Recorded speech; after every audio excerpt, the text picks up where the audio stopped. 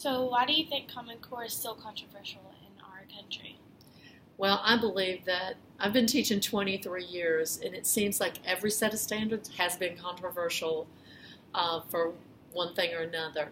I believe a lot of people think that we are over testing our students, but what we do now is we will test a student like a pretest to see if they know a skill, and if they do, then they get to move on to something else, while only those that need to learn that skill need to work on it. So in the long run, we may test a little more in the classroom, but for state testing, we actually test less than we did in the previous system. I think that another controversy is that parents are afraid, and some politicians are afraid, that we are implementing a set of standards around our agenda, or our political agenda, where with this, Common Core is more benign than they think. It's basically a set of standards in English and in math. Now, we haven't seen the sets of standards. Common Core has not been developed fully through all of the different courses, but in English and math those are the ones that were hit first. And in those, they're more skills-based. So it's to read a passage and find the main idea, cite evidence of support. They're very benign. It's not read the Bible or read, the Fall of Man, or, there's not a list that we have to read. So I guess that could probably disturb some people, thinking that the teachers are going to pick whatever they want to prove their agenda still.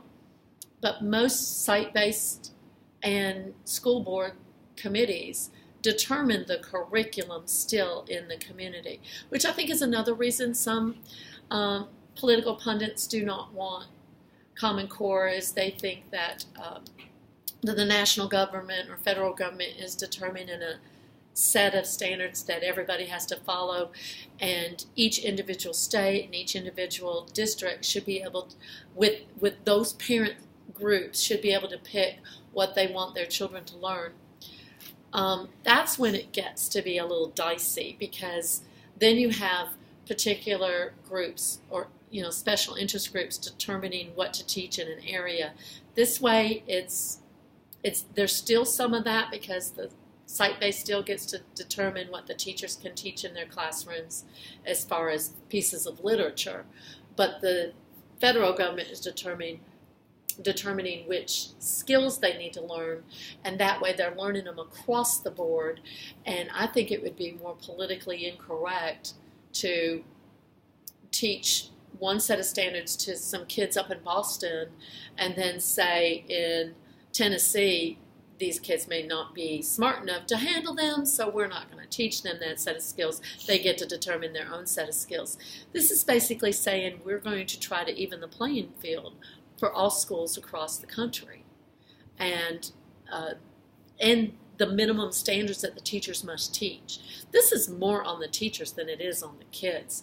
So the teachers can't just sit and say, I feel like teaching these 3 units this year and making it an easy year on myself. They have to teach all those standards, and it can be overwhelming.